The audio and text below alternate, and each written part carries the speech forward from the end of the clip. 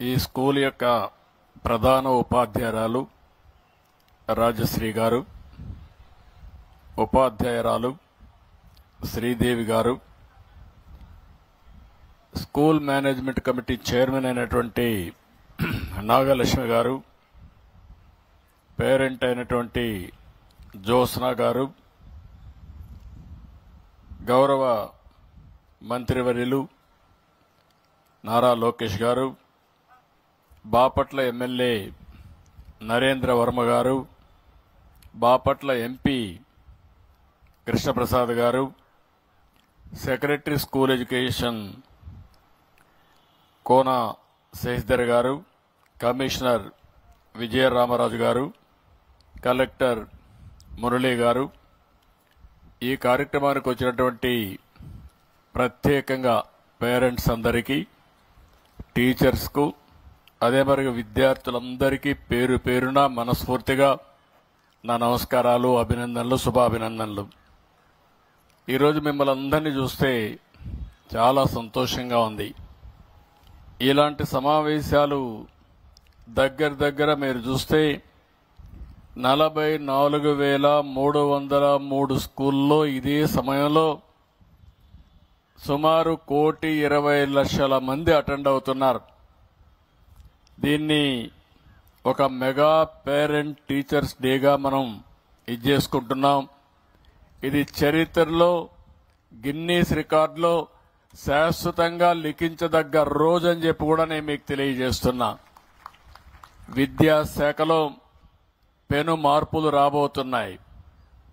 ఇంతవరకు మనందరం కూడా ఆలోచించింది ఎక్కువగా హార్డ్వేర్ పైనే, అంటే బిల్డింగులు కావాలి, టీచర్లు కావాలి, ఇవన్నీ కూడా చేశాం. కానీ మొట్టమొదటిసారిగా ఒక్కసారి చూస్తే కనెక్టివిటీ తీసుకొచ్చారు నారా లోకేష్ గారు, శశిధర్ గారు. ఆ కనెక్టివిటీ ఏంటంటే ఒక పక్క విద్యార్థి, ఒక పక్క టీచర్, ఇంకొక పక్క తల్లి తండ్రి, మూడోది గవర్నమెంట్.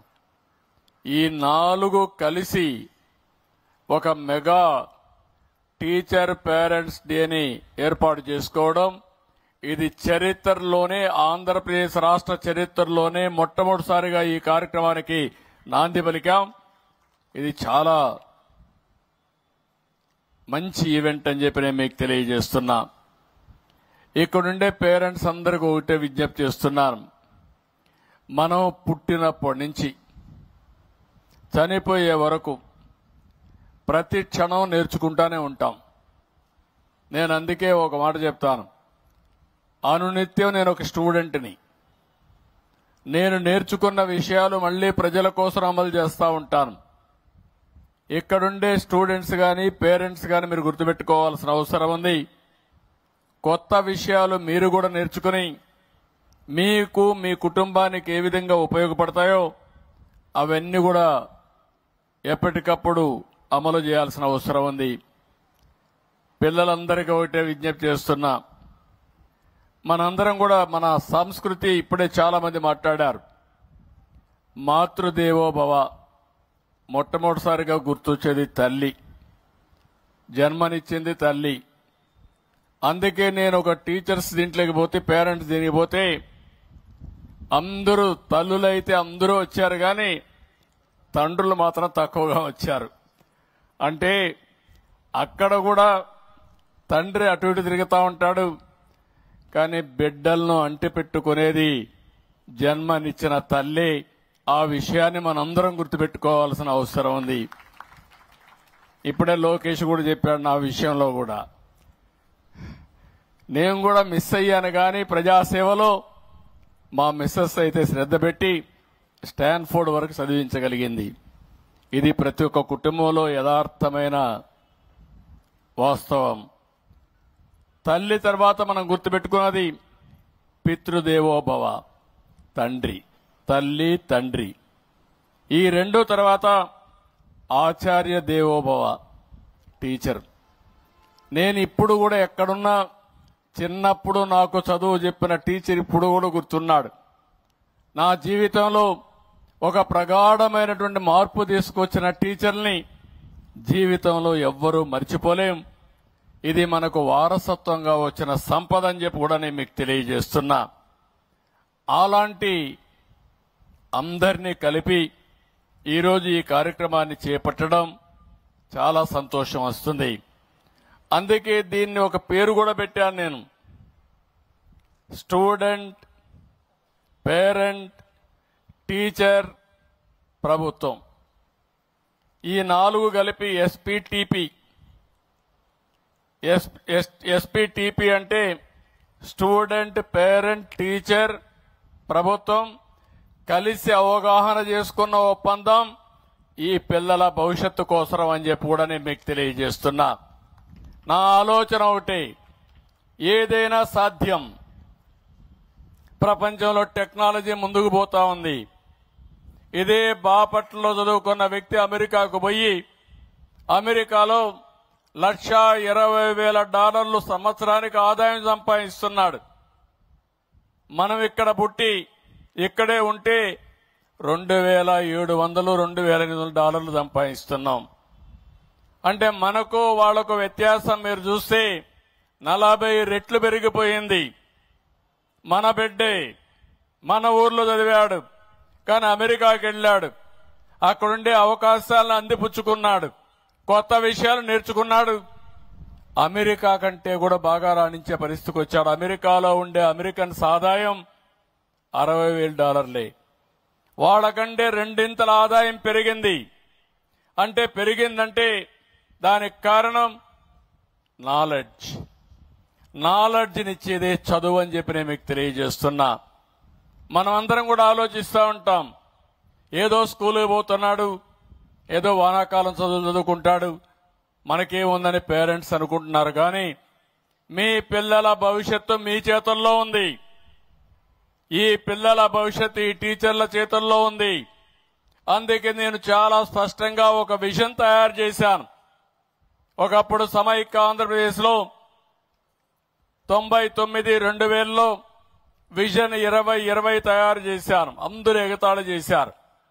ఈరోజు హైదరాబాద్ తలసరి ఆదాయం మీరు చూస్తే దేశంలో నెంబర్ 1గా తయారైందంటే ఆ రోజు చూపించిన విజన్, ఆ రోజు వేసినటువంటి ఫౌండేషన్ అని చెప్పి నేను మీకు తెలియజేస్తున్నా.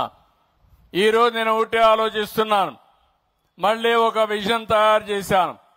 స్వర్ణాంధ్రప్రదేశ్ విజన్ 2047, 2047కి రాష్ట్రం ఏ విధంగా ఉండాలనో చాలా స్పష్టంగా తయారు చేశాం. అందులో మీరు చూస్తే 42,000 నుంచి $43,000 ఆదాయం వస్తుంది. ఇప్పటికంటే 15 రెట్లు ఆదాయం పెరగాలి. ఆదాయం పెరగాలంటే సంపద సృష్టించాలి. ఆ సంపద సృష్టించాలంటే ఈ పిల్లలందరూ కూడా తెలివైనటువంటి నాలెడ్జ్ అక్వైర్ చేస్తేనే ఇది సాధ్యం.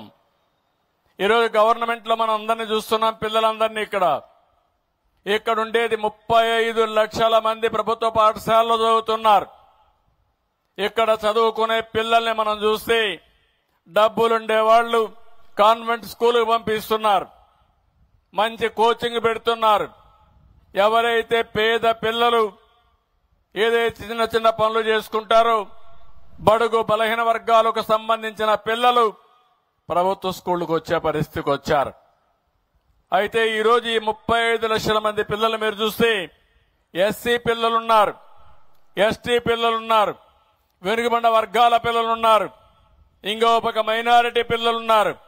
అందరూ కూడా పేద పిల్లలకు చదువు చెప్పే స్థానాలు ఈ ప్రభుత్వ పాఠశాలని చెప్పి కూడా నేను మీకు తెలియజేస్తున్నా.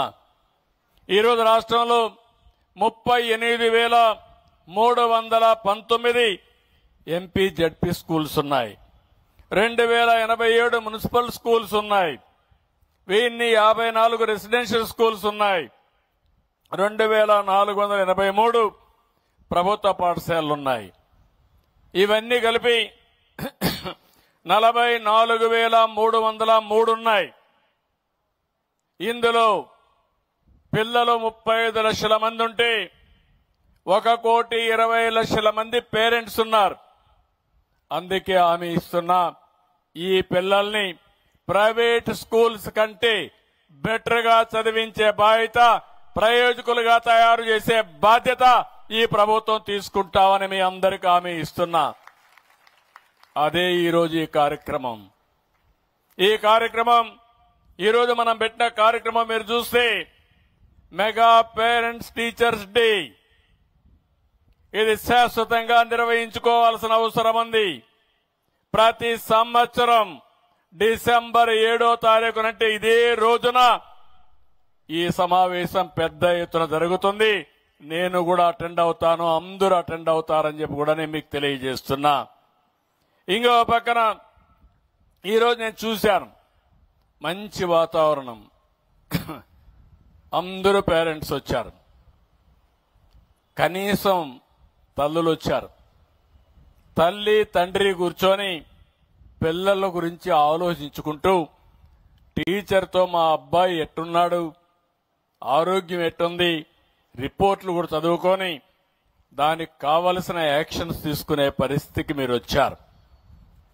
ఇది ఒక చరిత్రను మార్చబోయే రోజు. నేను మనస్ఫూర్తిగా విద్యాశాఖని, కన్సర్న్ మంత్రిని కూడా మీ అందరి తరపున అభినందిస్తున్నా. వండర్ఫుల్ ఐడియా ఇది. ఒక మంచి చరిత్రను తిరగరాసే ఐడియా. అలాంటి ఐడియా వాళ్ళకి రావడం చాలా సంతోషం. అప్పుడప్పుడు పెట్టుంటే ఇంత అటెన్షన్ వచ్చేది కాదు, కానీ ఒకే రోజున ఇన్ని స్కూల్స్ లో పెట్టి దగ్గర 1,20,00,000 మంది భాగస్వాములు కావడం ఒక చరిత్ర. నేను ఎట్లా చేశారో చూశాను. బ్రాడ్ గా చెప్పారు, కానీ నేను డీటెయిల్స్ గా పోలేదు. విద్యాశాఖ చాలా బాగా చేశారు. ప్రోగ్రెస్ రిపోర్టు చూశాను, దాన్ని ఎవాల్యుయేషన్ చేసే తీరు చూశాను, ఇంటర్నల్ ఎగ్జామ్స్ లో ఎట్లా మార్కులు వేస్తారో చూశాను, దానికి యాన్యువల్ ఎగ్జామ్స్ లో ఎట్లా వేస్తారో చూశాను. అవన్నీ చూసిన తర్వాత నేను పూర్తిగా కన్విన్స్ అయ్యా. రేపు రాబోయే రోజుల్లో పేరెంట్స్ అందరికి మీకు చెప్తున్నా, మీ పిల్లలు ఎవరైనా స్కూలుకు డుమ్మా కొడితే సాయంత్రానికి మీకు మెసేజ్ వస్తుంది, ఆ ఏర్పాటు చేస్తానని చెప్పి కూడా నేను మీకు తెలియజేస్తున్నా. వాట్సాప్ మెసేజ్ లో సాయంత్రం వచ్చేస్తుంది మీకు. ఇంకా మీకు ఎవరికి అనుమానం అవసరం లేదు. మా పిల్లాడు స్కూల్కి పోయాడా లేదా కనుక్కోవాల్సిన పని లేదు. పరీక్షల్లో కూడా రాసిన తర్వాత ఆ ఎగ్జామ్స్ రిజల్ట్స్ కూడా మీకు పంపించేస్తాం, మళ్ళా వాట్సాప్ మెసేజ్ లో పంపించేస్తాం. ఆరోగ్య విషయాలు కూడా మీకు పంపించేస్తాం. నా ఆలోచన ఒకటి, ప్రతి ఒక్కరి ఆరోగ్యాన్ని కాపాడాలనేది నా ఆలోచన. దానికి డాక్టర్స్ చూపిస్తాం, పిల్లల్లో అవగాహన పెంచుతాం, ఎలాంటి న్యూట్రిషన్ తీసుకోవాలని అవన్నీ కూడా చెప్పే బాధ్యత తీసుకుంటాం. ఇంకొక పక్కన ఇలాంటి కార్యక్రమాలు సంవత్సరంలో 3 సార్లు పెడతాం. ఫస్ట్ క్వార్టర్ అవుతానే ఒకసారి పెడతాం, రెండో క్వార్టర్ అవుతానే ఒకసారి పెడతాం. అది కూడా రెండో క్వార్టర్ అయితే ఫిక్స్ చేసాం. డేట్ కూడా కరెక్ట్ గా డిసెంబర్ 7వ తారీఖున ఈ రోజునే ప్రతి సంవత్సరం ఈవెంట్ ఉంటుంది, మెగా ఈవెంట్ ఉంటుందని చెప్పి కూడా నేను మీకు తెలియజేస్తున్నా. దీని తర్వాత యాన్యువల్ ఈవెంట్ తీసుకొస్తాం. ఈ సమావేశంలో ఒక్క చదువు విషయమే కాదు, ప్రవర్తన, క్రమశిక్షణ, తల్లిదండ్రులు పిల్లలందరూ కలిసి ఆలోచించుకునే విధంగా ఏర్పాటు చేస్తాం. ఇంకో పక్కన ఇప్పుడే మన వాళ్ళు చాలా విషయాలు చెప్పారు, వాల్యూస్ గురించి మాట్లాడారు. నేను ఆ విషయం కూడా మీ అందరితో చెప్పాల్సిన అవసరం ఉంది. భారతదేశం యొక్క గొప్ప సంపద కుటుంబ వ్యవస్థ. ప్రపంచంలో ఎక్కడా లేదు ఈ వ్యవస్థ. అమెరికాలో పోతే అమెరికాలో ఇంటర్మీడియట్ అవుతానే కొడుకును బయట పంపించి ఆయన సంపాదించుకుంటూ చదువుకోవాలి, పైకి రావాలి, జీవితం గడపాలి. ఎప్పుడైనా వస్తే గౌరవంగా వచ్చి తల్లిదండ్రులు కలిసిపోతారు.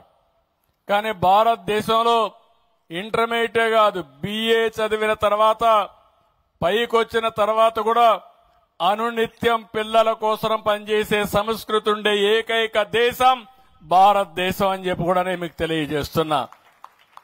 అది ఒక హిందూ కుటుంబమే కాదు, ఒక ముస్లిం కుటుంబమే కాదు, ఒక క్రిస్టియన్ కుటుంబం కానీ అందరూ కూడా కుటుంబ వ్యవస్థను గౌరవిస్తారు. ఒకసారి పెళ్లి చేసుకుంటే పెళ్లెప్పుడో స్వర్గంలో జరిగింది కాబట్టి విడాకులు కూడా చేయకుండా కలిసి ఉండే సంస్కృతి ఉండే దేశం భారతదేశం అని చెప్పి కూడా నేను మీకు తెలియజేస్తున్నా. దీనివల్ల అనిపిస్తుంది మీకు ఏంటి లాభం అని. భార్య భర్త ఎప్పటికప్పుడు మెటీరియలిస్టిక్ గా అంటే అనుబంధం కాదు, వాళ్ళ అనుబంధం కాంట్రాక్ట్ గా ఉందంటే ఆ జీవితం మీరు ఒక్కసారి గుర్తుపెట్టుకోవాలి. పిల్లలకి తండ్రి డబ్బులు ఇస్తే అప్పు కింద రాసుకుంటాడు, పిల్లలు తండ్రికి డబ్బులు ఇస్తే అప్పు కింద రాసుకుంటారు. అంటే మళ్ళా నువ్వు సంపాదించి మాకు డబ్బులు కట్టమని. అలాంటి సంస్కృతి మనకు కావాలని అడుగుతున్నా. అది మన యొక్క సంస్కృతి. దీన్ని మీరు కాపాడుకోవాల్సిన బాధ్యత మీ అందరిపైన ఉంది. ఇదేదో నేను చాగంటి కోటేశ్వరరావుని పెట్టాను విలువలు వచ్చేస్తాయని కాదు. ఈరోజు ఈ విలువలను కాపాడాలంటే ప్రతి ఒక్క ఫ్యామిలీ, ప్రతి ఒక్క తల్లి తండ్రి పిల్లల్ని పెంచే విధానంలో ఇవన్నీ కూడా ఆచరించాల్సిన అవసరం ఉందని చెప్పి కూడా నేను మీకు తెలియజేస్తున్నా. అవి కానీ చేయగలిగితే మన పిల్లలు కూడా మనకు ఒక పెద్ద ఆస్తిగా తయారవుతారని చెప్పి నేను మీకు తెలియజేస్తున్నాను. ఇంతవరకు మీరందరూ కూడా మీ చదువు విషయం ఇప్పుడే టీచర్ని అడిగాను. సార్ ఏంటా మీకు బాగుంటుందా అని అడిగాను. సార్ దీనివల్ల మాకు చాలా వెసులుబాటు వస్తుంది. ఇంతకుముందు పిల్లలు మా మాట వినేవాళ్ళు కాదు, కానీ ఇప్పుడు తల్లి తండ్రి వచ్చారు కాబట్టి మేము చెప్తే మా మాటకు కూడా పిల్లలు గౌరవిస్తారని టీచర్లు చెప్పే పరిస్థితికి వచ్చారంటే మీకు తెలియకుండా పెను మార్పులకు దారి తీస్తా ఉంది. అంటే ఒక బాధ్యత. నేను ఆ విషయం మాట్లాడుతున్నా. బాధ్యత మన కోసరం, మన భవిష్యత్తు కోసరం. అలాంటిది అందరం కూడా సమైక్యంగా ఆలోచించి సమైక్యంగా ప్రణాళికలు తయారు చేసుకో ముందుకు పోవాల్సిన అవసరం ఉంది. ఈ రోజు దీంట్లో నేను చూశాను, ఇండివిజువల్ గా పేరెంట్ టు టీచర్ మీటింగ్లు పెట్టారు, ప్రోగ్రెస్ రిపోర్ట్ హోలిస్టిక్ గా ఇచ్చారు, స్కూల్కి అకాడమిక్ దీనికి స్టార్ రేటింగ్ ఇచ్చారు, కల్చరల్ స్పోర్ట్స్ యాక్టివిటీస్ ప్రాధాన్యత ఇచ్చారు, అవేర్నెస్ కింద ఫీడ్బ్యాక్ కలెక్షన్ కింద ఎన్ని పెట్టారు. ఇక్కడ ఒక విషయం మీ అందరికీ చెప్పాలి. ఈరోజు పిల్లలంటే మనం ఏదో మెషిన్స్ మారిగా పెట్టి 24 గంటలు చదువుకోమని చదువు ఒకటే రుద్దుతున్నాం. దానివల్ల పిల్లల్లో కూడా ఆలోచన విధానం కూడా మారే పరిస్థితి వస్తుంది. చదువు అనేది ఈ రోజుల్లో ఆడుతూ పాడుతూ చదువుకోవాల్సిన అవసరం ఉంది. హ్యాపీగా ఉండాలి, ఆనందంగా ఉండాలి. స్కూలుకు వచ్చావంటే ఒక ఆనందాన్ని ఇస్తుంది, ఒక ఫన్ ఉంటుందనే ఉద్దేశం ఉండాలి తప్ప బోరు కొట్టే పరిస్థితి రాకూడదని కూడా కోరుకుంటున్నా. రెండవ విషయం మీరందరూ గుర్తుపెట్టుకోవాలి. చిన్నప్పుడు ఎవరైతే బాగా ఆడతారో ఏ గేమ్ అయినా కానీ, అది ఖోఖో కావచ్చు, వాలీబాల్ కావచ్చు, లేకుంటే బ్యాడ్మింటన్ కావచ్చు, ఏ గేమ్ అయినా కబడ్డీ కావచ్చు, ఏదైనా కానీ ఆడితే మానసిక స్ట్రెస్ తగ్గుతుంది, కష్టాన్ని మర్చిపోతాం, టెన్షన్ పోతుంది, దీనివల్ల శారీరకంగా బలం వస్తుంది. ఈ విషయం కూడా మీరు గుర్తుపెట్టుకోవాల్సిన అవసరం ఉంది. ఎందుకంటే పెద్ద అయిన తర్వాత మైండ్ బాగా పనిచేసిన శరీరం సరిగా పనిచేయకపోతే మనం అనుకున్న లక్ష్యాలు నెరవేరవు. అందుకే చిన్నప్పటి నుంచి పిల్లలందరినీ స్పోర్ట్స్ పట్ల ప్రత్యేకమైన శ్రద్ధ తీసుకోవాల్సిన అవసరం ఉంది. దీనికి కూడా ప్రాధాన్యత ఇస్తాం. ఇది కాకుండా ఇంకొక పక్కన మీరు ఒకసారి చూస్తే ఏదైతే మానసిక ఆనందం, ఎప్పటికప్పుడు స్పిరిచువాలిటీ కూడా అవసరం. కొన్ని విషయాలు కూడా అప్పుడప్పుడు రెస్ట్ ఇవ్వడం కూడా అవసరం. ఈరోజు ఇంత మునిపే మాట్లాడారు, ఏదైతే డ్రగ్స్ ఉన్నాయి, ఒకసారి డ్రగ్స్ కి అలవాటు పడితే ఇంకా మన మనుషులు మన చేతుల్లో ఉండరు. సెల్ ఫోన్ కూడా అంతే. ఏదైనా వ్యసనానికి అలవాటు పడితే ఆ వ్యసనమే మన పిల్లల్ని మన జీవితాలను నాశనం చేస్తుంది. మీకు సెల్ ఫోనే కదా అని యూట్యూబ్కి వెళ్ళిపోయి 24 గంటలు చేస్తా కూర్చుంటే ఇంకా పనులేం చేసే పరిస్థితిలో ఉండరు. రాత్రుల్లో కూడా నిద్రలేని రాత్రులు ఉంటాయి. ఈ విషయం మీరు గుర్తుపెట్టుకోవాల్సిన అవసరం ఉంది. నేను ఈ సందర్భంగా మిమ్మల్ని అందరినీ ఒకటే కోరుతున్నాను. టీచర్స్ ఉన్నారు, నాకు టీచర్స్ అంటే ఒక గౌరవం. నేను ఈ కార్యక్రమాలు ఇప్పుడు చేయలేదు. ఇప్పటి వరకు మీరు చూస్తే దగ్గర దగ్గర 11 డిఎస్సీలు పెట్టి 1,50,000 మందికి టీచర్ ఉద్యోగాలు ఇచ్చిన ప్రభుత్వం తెలుగుదేశం ప్రభుత్వం అని చెప్పి కూడా నేను మీకు తెలియజేస్తున్నా. ప్రతి సంవత్సరం పెట్టేవాళ్ళం. డిఎస్ అనేది కంపల్సరీగా పెట్టేవాళ్ళం. ఎంతమంది రిటైర్ అయితే ఆ పోస్టులన్నీ కూడా రిక్రూట్ చేసేవాళ్ళం. భవిష్యత్తులో కూడా హామీ ఇస్తున్నా. ఈ సంవత్సరం ఎడ్యుకేషన్ మినిస్టర్ గారు రేపు జూన్ కంతా మళ్ళా స్కూల్స్ ప్రారంభించే లోపల టీచర్ని మొత్తం రిక్రూట్ చేయడమే కాకుండా ట్రైనింగ్ ఇచ్చి మొదటి రోజున వాళ్ళు స్కూల్కి వచ్చే పరిస్థితి తీసుకురావాల్సిన అవసరం ఉంది. ప్రారంభించిన మొదటి రోజునే కొత్త టీచర్లందరూ కూడా పొజిషన్ చేసే బాధ్యత తీసుకోవాలి. ఆ తర్వాత నెక్స్ట్ ఇయర్ నుంచి ఎక్కడికక్కడ ప్రతి సంవత్సరం డిఎస్సి ఉంటుంది. వాళ్ళకు కూడా ఒక పర్టికులర్ టైం ఇస్తాం. అవన్నీ ఇచ్చి మళ్ళీ కొత్తగా సంవత్సరం క్యాలెండర్ స్కూల్స్ ప్రారంభించే ముందే వాళ్ళందరినీ కూడా పొజిషన్ చేస్తాం. ఎవరైనా మధ్యలో రిటైర్ అయినా అలాంటివి కూడా ప్రైవేట్ టీచర్లు తీసుకొని ఏ క్లాసులో కూడా టీచర్ లేడనకుండా టీచర్ని పెట్టే బాధ్యత కూడా తీసుకోవాల్సిన అవసరం ఉంది. అది కూడా తీసుకుంటారని చెప్పి కూడా నేను మీకు తెలియజేస్తున్నా. నేను ఉమ్మడి రాష్ట్రంలో మీరు చూస్తే ఎన్నో సంస్కరణలు తీసుకొచ్చాం. ప్రతి కిలోమీటర్కి ఒక ఎలిమెంటరీ స్కూల్ పెట్టాం. 3 కిలోమీటర్లకి ఒక అప్పర్ ప్రైమరీ స్కూల్ పెట్టాం. 5 కిలోమీటర్లు ఒక హై స్కూల్ పెట్టాం. మండలంలో జూనియర్ కాలేజీ పెట్టాం. రెవెన్యూ డివిజన్ లో ఇంజనీరింగ్ కాలేజీ పెట్టాం. జిల్లాలో మెడికల్ కాలేజీ పెట్టాం. ఈ విధంగా మీరు చూస్తే విద్యకు ప్రాధాన్యత ఇచ్చాం. ఈ రోజు ఇంజనీర్లు వచ్చారంటే కొన్ని వేల వందల స్కూల్ కాలేజీలు పెట్టాం.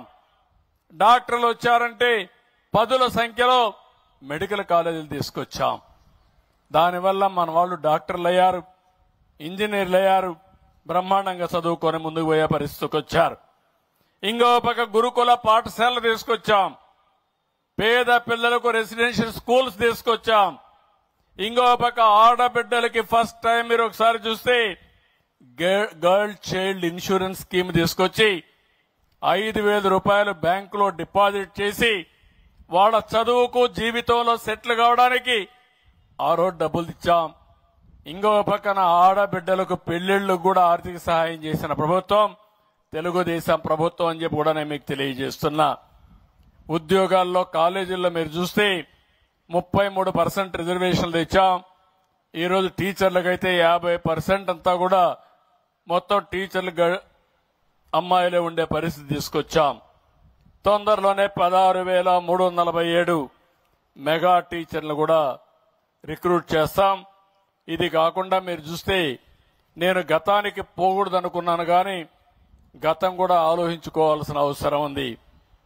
గతంలో మీరు చూస్తే ఎక్కడ చూసినా నాకు ఒక వారసత్వంగా సమస్యలన్నీ వచ్చాయి.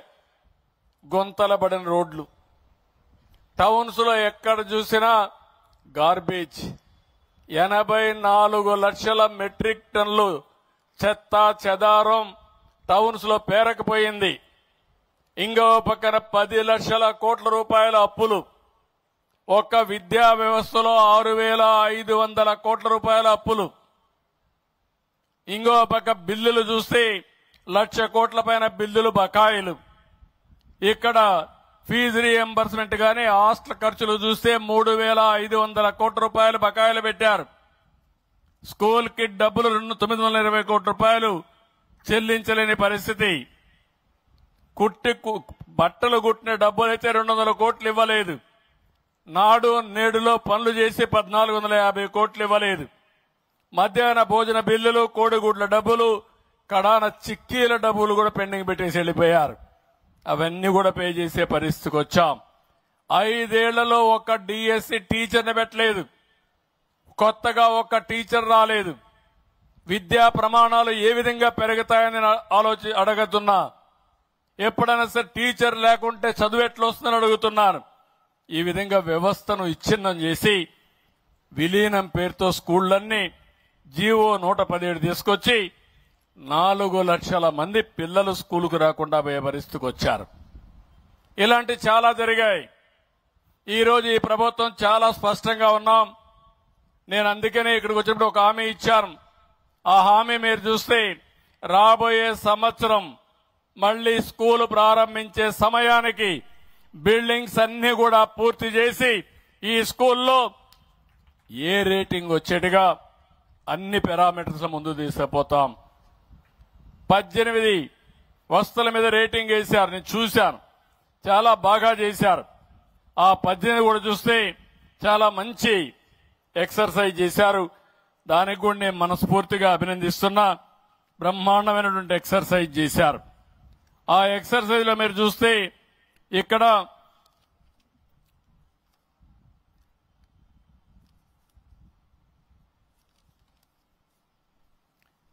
దగ్గర క్లాస్ రూమ్స్ ఒకటి, boundary wall, electricity, toilet facilities, drinking water, library, play ground, dustbins, furniture, science laboratory, internet, ICT tools, ICT computer labs, digital library, kitchen shed, అదే మరి vocational laboratory, kitchen gardens, CWSN friendly toilets అన్ని కలిపి 18 items కింద ఒక్కొక్క దానికి 5 మార్కులు వేశారు weightage కింద.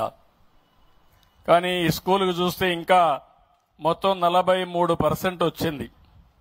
దీనికి రావాల్సింది 90 రావాలి. అంటే ఆవరేజ్ లో ఉన్నారు ఈ స్కూలు. కాబట్టి దీన్ని రివర్స్ చేసే బాధ్యత తెలుగుదేశం పార్టీ తీసుకుంటాం. రాబోయే సంవత్సరం ఇక్కడ స్కూల్కి వస్తానే మీకు పెను మార్పులు కనపడస్తాయి. ఇది కాకుండా ఇంకొక పక్కన అవుట్కమ్ ఇండికేటర్స్ బాగా తయారు చేశారు. ఇది కూడా మీరు చూస్తే ఎక్కడికక్కడ తీసుకొచ్చారు. ఇంకొక పక్కన పిల్లల ఆరోగ్య విషయంలో మెడికల్ చెకప్ కూడా ప్రాధాన్యత ఇచ్చాం. అవి కూడా తయారు చేశారు. దాన్ని కూడా ఎగ్జామిన్ చేస్తాం.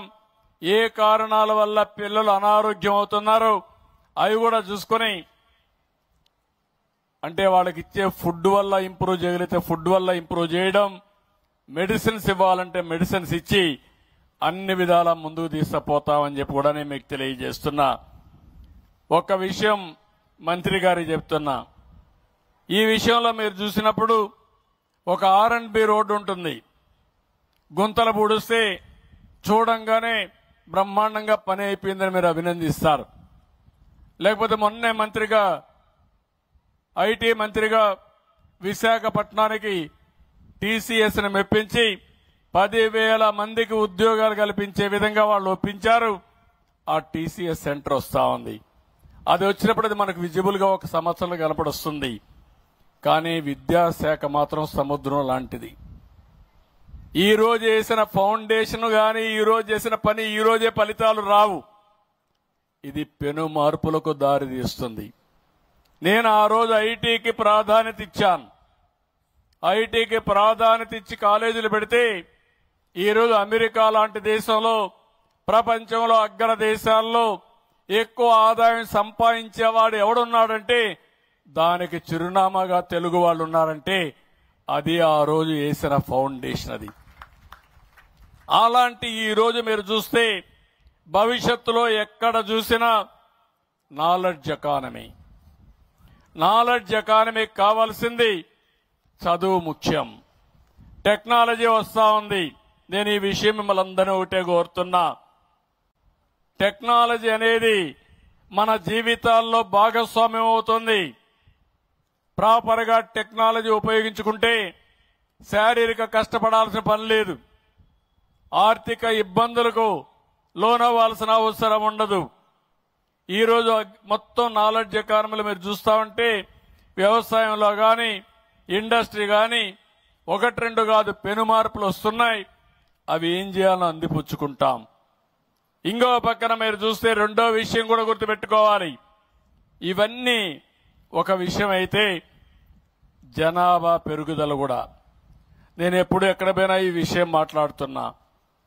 ఈరోజు మీరు చూసినప్పుడు ప్రతి ఆడబిడ్డ జీవితంలో 2కి జన్మనివ్వాలి. 2కి జన్మనిస్తే జనాభా కంటిన్యూ అవుతుంది. 2 కంటే ఎక్కువగా జన్మనిస్తే కొంచెం ఎక్కువ జనాభా ఉంటుంది. 2 కంటే తక్కువ ఉంటే జనాభా తగ్గిపోతుంది. ఈరోజు మనం చూస్తే ఓసారి మన దేశంలో కూడా ఇప్పుడైతే బాగా ఉంది. ఇది 2047-40 వరకు ఉంటుంది. ఆ తర్వాత జనాభా తగ్గిపోతారు. బాగా అందరూ ముసలి వాళ్ళు ఉంటారు. పిల్లలు లేని పరిస్థితి వస్తుంది. ఈరోజు జపాన్లో పిల్లలు లేరు. జపాన్లో మెషిన్స్ ఉన్నాయి, కానీ ఆ మెషిన్స్తో ఆడుకోలేం. ఆ విషయం కూడా చెప్పిన పని చేస్తాయి కానీ మనుషులు మాత్రం కాదు. ఈ విషయం మనం గుర్తుపెట్టుకోవాల్సిన అవసరం. చాలా దేశాలు, చైనా, జపాన్, కొరియా, యూరోప్, అన్ని దేశాల్లో కూడా జనాభా సమస్య వస్తూ ఉంది. ఇండియా కూడా మీరు చూస్తే ఇప్పుడు 1.91కు వచ్చేసాం. ఇది రాను రాను తగ్గుతుంది. మనమైతే 1.7లో ఉన్నాం. ఆంధ్ర రాష్ట్రం, మీ బాపట్ల ఇంకా చాలా ముందుంది, 1.45కు వచ్చేశారు. అంటే 2 ఉండాల్సింది 1.4 కంటే 4.5 అంటే జనాభా తగ్గిపోతా ఉంది. కడాన ఊర్లో ముసలోళ్ళు మాత్రమే ఉంటారు.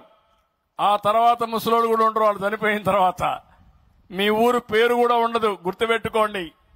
రేపు బాపట్ల అంటే ఎక్కడుందో ఎత్తుక్కునే పరిస్థితి వస్తుంది. అందుకే నేను దూరదృష్టి చెప్తున్నా. 2019లో నేను ఈ మాట మాట్లాడాను. అందరూ నన్ను ఎగతాళి చేశారు. నేనే పాపులేషన్ కంట్రోల్ చేశాను. మీకు జ్ఞాపకం ఉంటే సమైక్య ఆంధ్రప్రదేశ్లో కూర్చొని పెట్టి తల్లిదండ్రులు, 3 తల్లి బిడ్డలుండే తల్లిని తండ్రిని, 1 బిడ్డ ఉండే తల్లి తండ్రిని పెట్టి కంపేర్ చేశాను. దాంతో మీరందరూ బాగుందని ఫ్యామిలీ ప్లానింగ్ ఆపరేషన్లు చేసుకుని జనాభాని కంట్రోల్ చేసేశారు. ఇప్పుడు ఆ కంట్రోల్ ఎంతవరకు పోయిందంటే జనాభా లేని పరిస్థితికి వస్తా ఉంది. చదువుకున్న వాళ్ళు పిల్లలు కనడం లేదు, వద్దనుకుంటున్నారు. Double income, no kids, let us enjoy అంటే ఆదాయం బాగా వస్తే పిల్లలు కానీ ఎందుకు ఆ వ్యవస్థలని ప్రతి ఒక్కరు కూడా వచ్చిన ఆదాయంతో ఎంజాయ్ చేసే పరిస్థితికి వస్తున్నారు. ఇది ప్రమాదమైన పరిస్థితి అని చెప్పి కూడా నేను మీకు తెలియజేస్తున్నా. అందుకని నేను ఈరోజు మీ అందరికీ పిలిపిస్తున్నాను. ఈ బాపట్లలోనే ఈ మీటింగ్ నుంచే స్టార్ట్ కావాలి. జనాభా పాపులేషన్ మేనేజ్మెంట్. ఒకసారి పాపులేషన్ మేనేజ్మెంట్ చేయగలిగితే ప్రపంచాన్ని శాసించే శక్తి భారతదేశానికి ఉంది. అందులో మన రాష్ట్రం నాలెడ్జ్ ఎకానమీలో ముందుకు పోతున్నాం, ఇంకా ముందుకు పోతామని చెప్పి కూడా నేను మీకు తెలియజేస్తున్నా. అందుకని ఈరోజు ఈ మీటింగ్ ద్వారా నేను ఒకటే మిమ్మల్ని అందరినీ కోరుతున్నా. ఈరోజు మనం చాలా విషయాలు మాట్లాడుకున్నాం. మన దేశం ఒక గొప్ప దేశం, గొప్ప వారసత్వం. అయితే ఈరోజు నాలెడ్జ్ ఎకానమీలో కావాల్సిన చదువుకు ప్రాధాన్యత ఉండాల్సిన అవసరం ఉంది. దానికి ఈరోజు మీటింగ్ నాంది పలుకుతుంది, పెను మార్పులకు దారి తీస్తుంది. తద్వారా భవిష్యత్తులో ప్రపంచంలో ఎక్కడ మాట్లాడినా నాలెడ్జ్ ఎకానమీ ఎక్కడ పుట్టింది, ఎక్కడ బాగున్నారంటే దానికి చిరునామాగా ఆంధ్రప్రదేశ్ వస్తుంది. నా ఆలోచన ఒకటే, ఈ పిల్లల భవిష్యత్తు కోసం నేను ఆలోచిస్తున్నా. ప్రపంచంలో జరిగే అభివృద్ధి అంతా కూడా ముందే ఆలోచించి అది తీసుకొచ్చే బాధ్యత నాది. అది అందిపుచ్చుకోవాల్సిన బాధ్యత ఈ పిల్లలది. వాళ్లకు సహకరించే బాధ్యత పేరెంట్స్ గాని టీచర్స్ గాని తీసుకుంటే ఇది సాధ్యము. అందుకే ఈ మీటింగ్ చూస్తే చాలా మీటింగులు అడ్రస్ చేస్తూ ఉంటాం, కానీ ఈరోజు మిమ్మల్ని అందరినీ చూసిన తర్వాత నిజమైన ఆనందాన్ని పొందగలిగారు. ఇది ఒకటే సమస్యకు పరిష్కార మార్గం అనేది నా ప్రగాఢ విశ్వాసం. తప్పకుండా దీన్ని లాజికల్ గా తీసుకెళ్తాం. టీచర్లకు మళ్లీ ఒకసారి రిక్వెస్ట్ చేస్తున్నా, మిమ్మల్ని అన్ని విధాలా గౌరవించిన ప్రభుత్వం ఇప్పుడు మీరందరూ కలిసి పిల్లల జీవితాల్లో వెలుగులు తీసుకొచ్చే శక్తి, సమర్థత మీ దగ్గర ఉంది. దానికి నాంది పలకాల్సింది. మీరు కూడా 24 గంటలు కష్టపడద్దండి, హ్యాపీగానే పనిచేయండి. మీరంతా ఇంత మురుమారిగా ప్రతిరోజు టాయిలెట్లు బాగున్నాయా లేదని యాప్ పెట్టి ఫోటోలు తీసే పరిస్థితి లేదు. అవన్నీ వెసులుబాటు ఇచ్చాం. అదే సమయంలో బాధ్యతగా ముందుకు పోమని టీచర్స్ అందరిని కోరుకుంటూ, ఇదే స్ఫూర్తి చూపించాల్సిందిగా తల్లిదండ్రులను కోరుకుంటూ, మరొక్కసారి పిల్లలు మీ అందరికీ best of luck. I wish all the best. ఈరోజు బాగా మిమ్మల్ని చూశాను, చాలా బ్రైట్ గా ఉన్నారు. మీరే మా ఆశ, మా నమ్మకం. దాన్ని నిలబెట్టాల్సిందిగా మళ్ళీ ఒకసారి పిల్లలందరినీ కోరుకుంటూ అందరికీ నమస్కారాలు. జై హింద్, జై జన్మభూమి.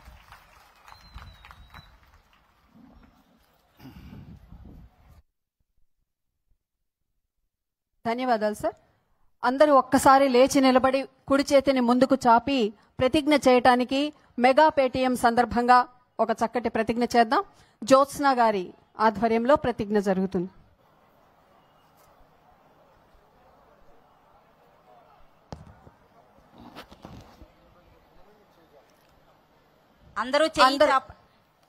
అందరూ కుడి చేతిని ముందుకు చాపండి. మగపిల్లలు గుండె మీద చేతిని పెట్టుకుని ఈ ప్రతిజ్ఞ చేయాలి. గుండెల మీద. పాఠశాల విద్యార్థి తల్లినైన నేను మా పిల్లలను ప్రతిరోజు క్రమం తప్పకుండా పాఠశాలకు పంపుతానని పాఠశాల అనంతరం వారి చదువుకు ఇంటి వద్ద ఎలాంటి ఆటంకం కలగకుండా సహకరిస్తానని బడి బయట పిల్లలు లేని గ్రామంగా తీర్చిదిద్దడానికి తోడ్పాటు అందిస్తానని